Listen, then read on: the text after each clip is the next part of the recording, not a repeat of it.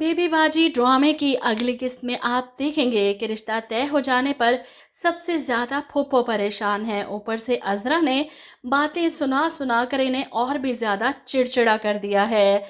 इधर अज़रा की हमसाई जो इससे मदद मांगने आई थी, अज़रा इसे तसल्ली देती है कि तुम परेशान मत हो, देखो मैं इस मामले को कैसे हल करती हूँ। वो पहुँच जाती है उस रिश्ता करवाने के वाली के पास, उसके बेटे को भी पकड़ लेती है, मोटरसाइकिल भी निकलवा लेती है जो धोखे से इसने लड़की वालों से निकलवाई थी। माँ बेटे से पूरे मोहल्ले के सामने उठक बैठक करवाती है, माफिया मंगवाती है और अपनी पड़ोसन का मसला हल करवाती है। वहीं दूसरी तरफ सायरा जमाल पर पूरे डोरे डालने की भरपूर कोशिश कर रही है। इसके लिए पानी लेकर आती है तो जमाल इसे कहता है अज़रा कहाँ है, मैंने उसे आवाज़ दी थी, जिस पर वो बताती है कि अज़रा तो पता नहीं कहाँ मटर गश्त करने में मसरूफ़ है। सायरा इससे बात करने की कोशिश करती है तो जमाल उठकर खड़ा हो जाता है, मैं चलता हूँ। ऐसे में सायरा इसे रोकने के लिए कहती है तुम अज़रा से इतना डरते क्यों हो? ऐसे लगता है वो तुम्हारी बीवी नहीं कोई भूत है जो आएगी और तुम्हें डरा कर चली जाएगी। इसकी बात पर जमाल मुस्कुराता है, ऐसी कोई बात नहीं, लेकिन वो घर में कोई हंगामा नहीं चाहता। जानता है अज़रा को सायरा का इससे बात करना, इसके पास खड़े होना बुरा लगता है, तो वो किसी किस्म का तमाशा नहीं चाहता। वहीं दूसरी तरफ समन एक बार फिर से परेशान है क्योंकि उसे खुर्रम साहब का फ़ोन आ जाता है कि पैसों का बंदोबस्त हो गया। ये सुनकर समन घबरा जाती है, मेरे पास पैसे नहीं हैं आपको देने के लिए। वो आदमी धमकाता है, तुम मेरे पास क्या लेने आई थी फिर? इतना काम किया तुम्हारा, अगर तुमने पैसे ना दिए ना तो ये जो बाकी पेपर्स हैं ना इन सब में फ़ेल करवा दूंगा तुम्हें। समन परेशान हो जाती है, ऐसे में फ़ोन बंद करती है तो उसकी माँ पीछे से आती है, किसका फ़ोन था? अपनी माँ की आवाज़ सुनकर समन डर जाती है, नहीं अम्मी किसी का नहीं, मेरी दोस्त का था, बात कर रही थी कि रिजल्ट आने वाला है ना हमारा। ऐसे में समन पहुंच जाती है आशी से मिलने और इसे बताने की कोशिश करती है कि वो शख्स डरा रहा है, धमका रहा है।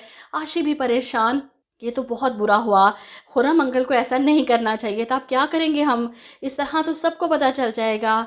अब ये इन दोनों की छुप कर बातें सुन रही थी फुप्पो बेगम, और इन्हें पता चलता है कि आखिर मसला क्या था। अंगूठी बेचने की वजह सामने आ गई फुप्पो के, और वो कमरे में जाकर खुशी से अपने हाथ पर हाथ मारती हैं, अब आएगा मज़ा। वो जाती है जमाल के पास लगाई भजाई करने, अपनी पोती का नाम नहीं लेती, इसको साइड पर रख कर कहती हैं जमाल वो तुमसे एक बात करनी थी। आज समन से मिलने एक लड़की आई थी, समन उसे पैसे दे रही थी और कह रही थी कि मेरे पर्चे आगे पीछे कर दे, बस मेरे नंबर लगवा दे। ये सुनकर जमाल हैरान, ये क्या बात कर रही हैं फुप्पो आप, समन तो बड़ी मासूम सी लड़की है, वो इस हद तक कैसे जा सकती है, ऐसा कुछ नहीं हुआ होगा, आपको गलत फहमी हुई होगी। अब फुप्पो को तो पता है कि नतीजा जब सामने आएगा तो सबको पता चल जाएगा और ये सच्ची साबित हो जाएंगी जमाल के सामने। ऐसे में वो सारी बात अपनी लाडली बेटी सायरा को भी बताती हैं, तो ये थी अंदर की बात और जमाल के कान में ये बात डाल आई हूँ मैं। सायरा कहती अम्मा वैसे तुम बड़ी जालिम हो, कितनी शर्मिंदगी हुई होगी मेरे जमाल को। जिस पर फूफो कहती हैं कि अभी तो ये सिर्फ ट्रेलर है, बाकी किस्तें रहती हैं तेरे जमाल के सामने, जब खुलेंगी ना तब पता चलेगा सबको।